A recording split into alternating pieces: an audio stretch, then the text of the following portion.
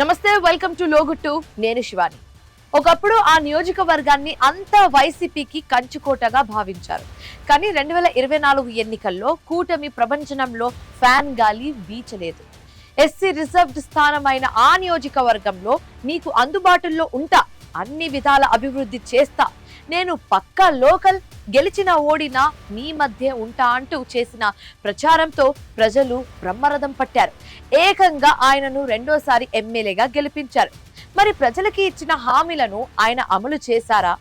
ఆయన చెప్పినట్టుగానే ప్రజల మధ్యలోనే ఉంటున్నారా? అసలు ఇంతకీ ఎవరా నేత, ఏంటా నియోజకవర్గం?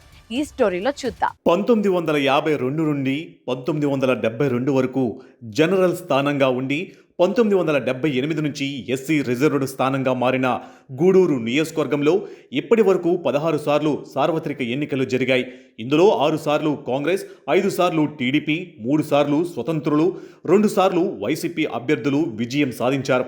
రాజకీయంగా నల్లపురెడ్డి కుటుంబానికి పవర్ఫుల్ అడ్డా అయిన కోట మండలం ఉమ్మడి రాష్ట్ర మాజీ ముఖ్యమంత్రి నెదురుమల్లి జనార్దన్ రెడ్డి పుట్టిన సొంత ప్రాంతమైన వాకాడు మండలంతో పాటు ప్రపంచ ప్రసిద్ధిగాంచిన మైకా గనులు గూడూరు నియోజకవర్గంలోనే ఉన్నాయి. అంతేకాక చిల్లకూరు మండలంలో లభించే తెల్ల బంగారంగా పిలిచే సిలికా, దేశంలోనే అతిపెద్దదైన గూడూరు నిమ్మ మార్కెట్ ఈ నియోజకవర్గానికి జాతీయ స్థాయిలో ప్రత్యేక గుర్తింపును తీసుకువచ్చాయి. కేవలం ఆ గుర్తింపుతోనే ఆగిపోకుండా ఇప్పుడు గూడూరు కంప్లీట్గా అభివృద్ధి వైపు పరుగులు తీస్తుంది. సహజ సిద్ధమైన దుగ్గరాజుపట్నం పోర్టు, పక్కనే ఉన్న కృష్ణపట్నం పోర్టు, చెన్నై కోల్కతా 16వ నెంబర్ జాతీయ రహదారి, బెంగళూరు చెన్నై రైల్వే జంక్షన్ వంటి అద్భుతమైన కనెక్టివిటీ ఉన్నప్పటికీ గత పాలకుల అలసత్వం వల్ల గూడూరులో భారీ పరిశ్రమలు రాక వెనుకబడిపోయింది. 2022లో వైసీపీ హయాంలో గూడూరును కొత్తగా ఏర్పడిన తిరుపతి జిల్లాల్లో కలపడం, ఆ తరువాత 2024లో కూటమి ప్రభుత్వం వచ్చాక వాకాడు, చిట్టమూరు మండలాలను తిరుపతి జిల్లాల్లోనే ఉంచి గూడూరు, చిల్లకూరు, కోట మండలాలను మళ్లీ నెల్లూరు జిల్లాల్లో కలపడంతో నియోజకవర్గం 2 ముక్కలైంది. ఒకే కుటుంబాన్ని బలవంతంగా చీల్చినంత ఆవేదనను స్థానికులు వ్యక్తం చేస్తున్నారు. 32 మండలాలతో రాష్ట్రంలోనే అతిపెద్ద రెవెన్యూ డివిజన్లలో ఒకటిగా పేరుగాంచి ఐఏఎస్లు సబ్ కలెక్టర్గా పనిచేసిన గూడూరు రెవెన్యూ డివిజన్ నేడు 3 మండలాలకే పరిమితమైపోవడం, అలాగే 32 పోలీస్ స్టేషన్లు, సుమారు 8 పోలీస్ సర్కిల్స్తో అతిపెద్ద పోలీస్ సబ్ డివిజన్గా ఉన్న గూడూరు నియోజకవర్గం నేడు కేవలం 2 సర్కిల్స్, 5 పోలీస్ స్టేషన్లతో అతి చిన్న పోలీస్ సబ్ డివిజన్గా మారిపోవడం గూడూరు ప్రాంత ప్రజలు జీర్ణించుకోలేకపోతున్నారు.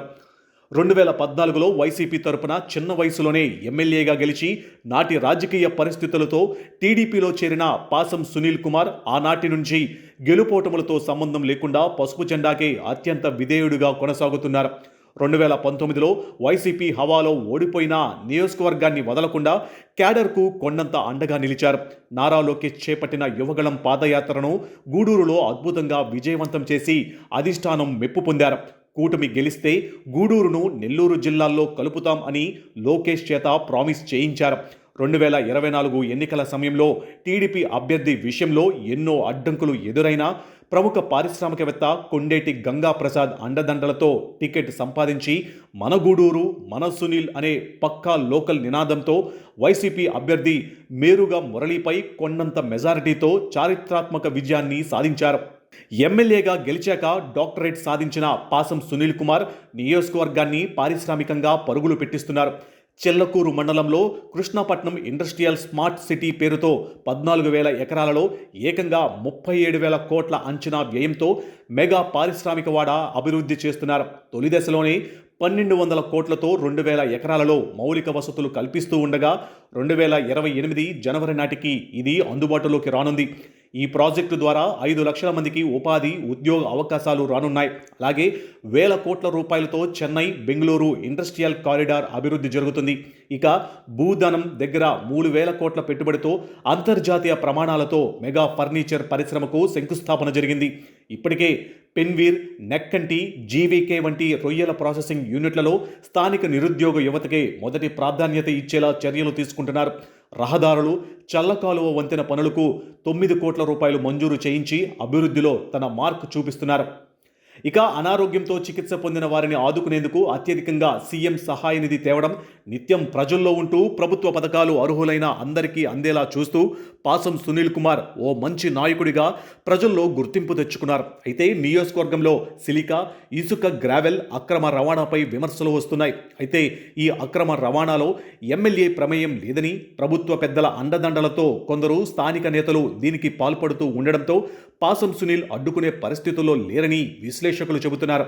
భవిష్యత్తులో డిలిమిటేషన్ జరిగి గూడూరు జనరల్ స్థానంగా మారినా ఎక్కడ పోటీ చేసి అయినా గెలిచేలా పాసం సునీల్ సిద్ధమవుతున్నారు. ఇదంతా ఒకెత్తైతే ప్రతిపక్ష వైసీపీ గూడూరులో సెల్ఫ్ గోల్ వేసుకోవడం చర్చనీయాంశంగా మారింది. వైసీపీ నెల్లూరు జిల్లా అధ్యక్షుడిగా ఎమ్మెల్సీగా పనిచేస్తున్న మేరుగా మురళీధర్ వైసీపీ కోసం ఎన్నో త్యాగాలు చేశారు.